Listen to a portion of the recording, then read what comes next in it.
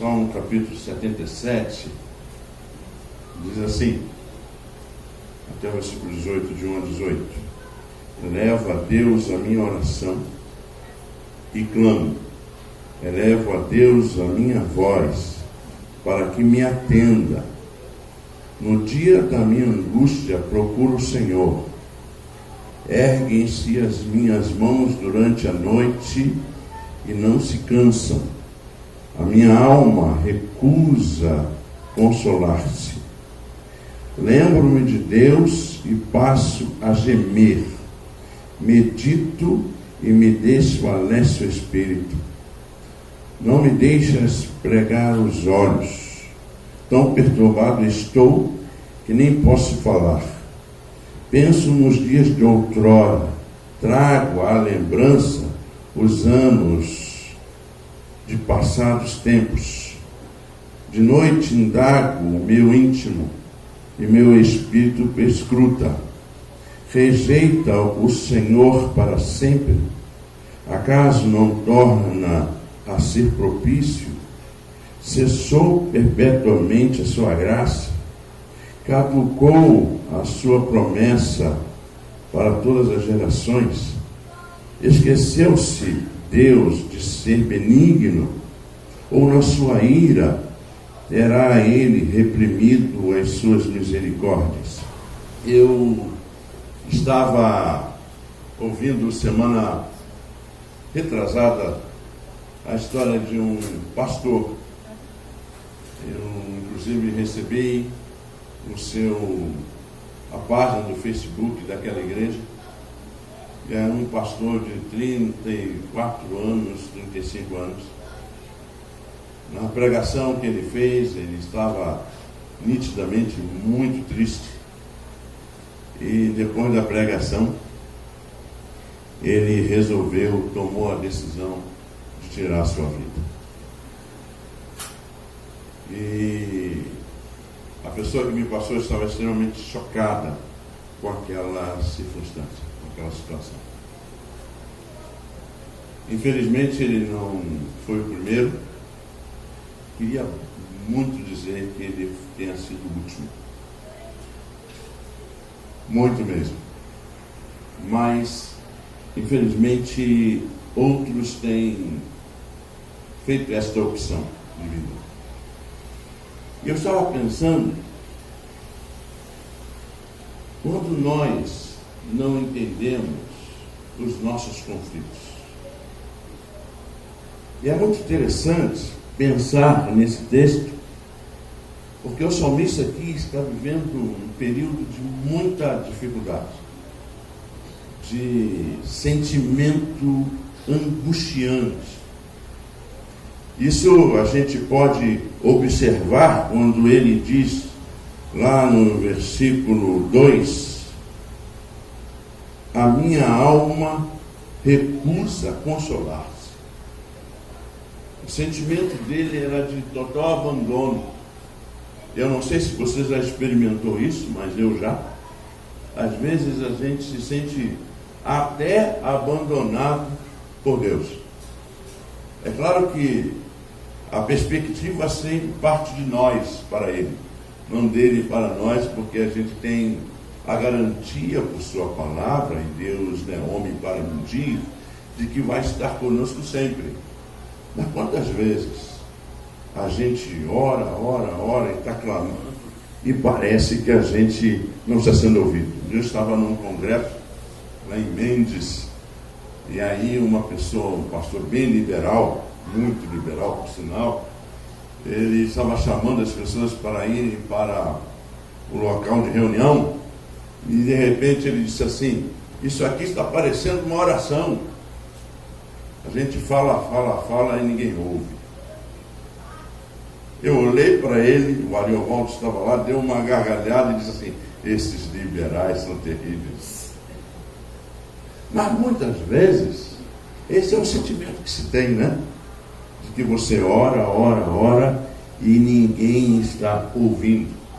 Então, esse texto é o encontro do salmista com a dor da sua alma, num contexto de muitas dúvidas num contexto de falta de fé, e ele experimenta aqui, que é que eu posso dizer assim, pesadíssimas realidades. E a gente vê aqui, mesmo orando, ele parece não encontrar alívio. Essa é uma realidade dele. A segunda é que a aflição lhe traz insônia. Ele não consegue pregar o olho. E também há um silêncio que toma conta pela preocupação que ele está vivendo. Não me deixas pregar os olhos, tão perturbado estou que nem posso falar. A dor é tão grande que ele não conseguia nem esboçar e explicar para as pessoas o tamanho da dor que ele estava sentindo. Essa é uma angústia terrível. Então, no meio da aflição, o salmista ele encontra algumas alternativas, que são alternativas comuns. Estamos enfrentando pesadas aflições na vida, dor, sentimento de rejeição, qualquer coisa assim. A alternativa dele foi viver no passado. No verso 5, então, ele diz: penso nos dias de outrora, trago à lembrança os anos de passados tempos. Como quem dissesse, trago à lembrança os anos em que eu era ouvido e Deus atendia a minha oração. Não é?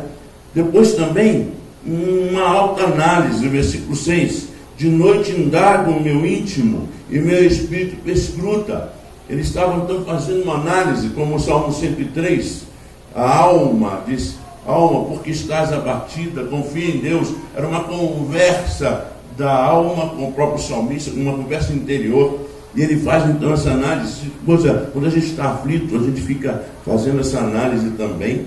Também esse sentimento de rejeição da parte de Deus. Versículo 7 está lá: rejeita o Senhor para sempre, acaso não torna a ser propício?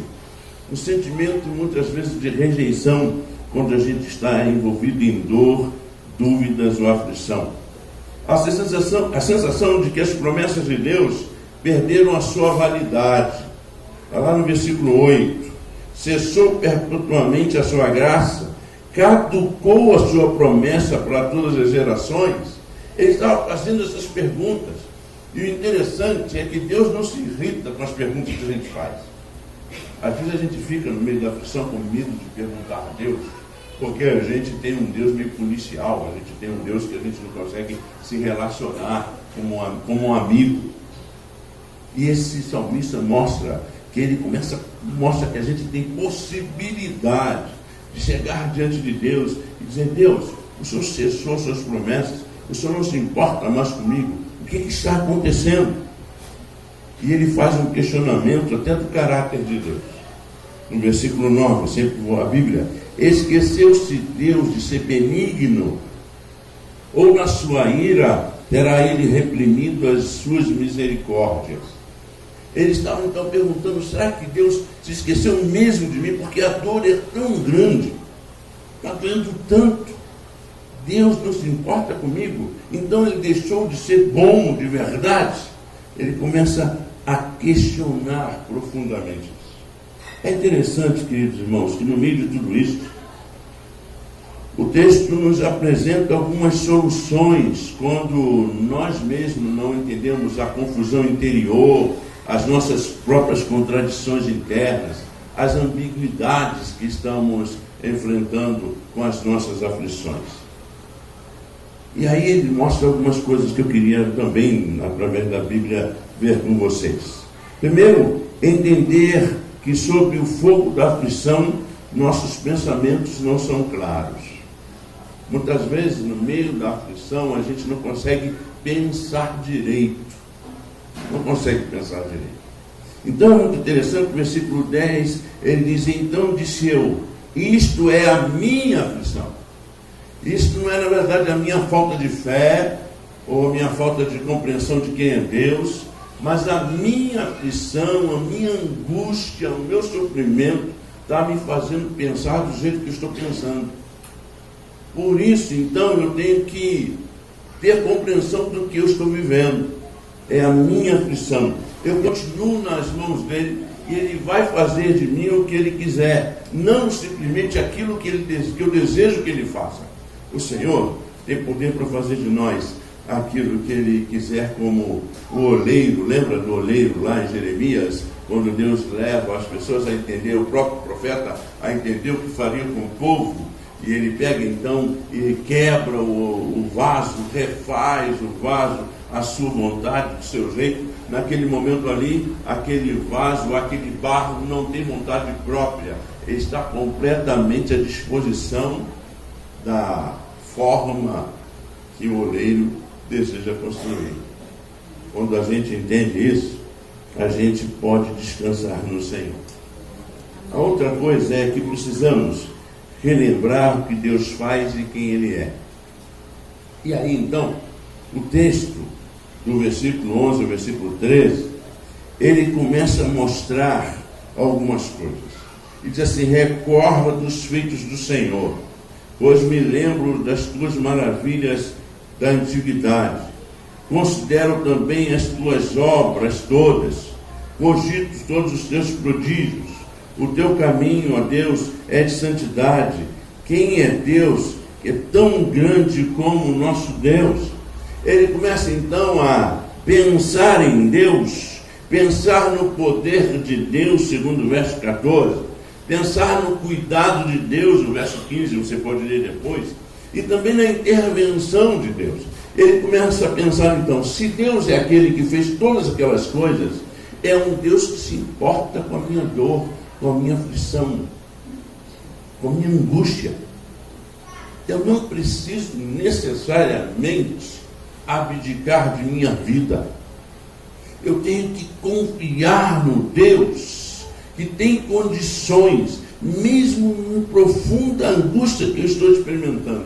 Eu tenho que confiar, sim, eu posso confiar no Deus que agiu antes e que não muda e que vai continuar agindo hoje. É esse Deus que a gente crê.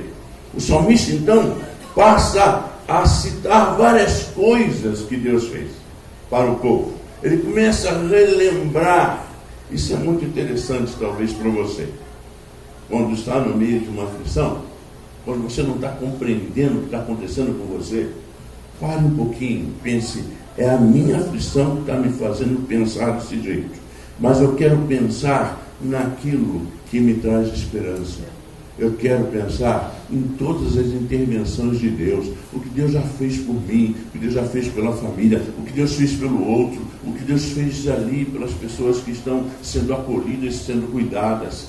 Quando a gente entende isso, a gente, mesmo não entendendo a origem da nossa aflição, a gente aprende a descansar nele e no poder dele.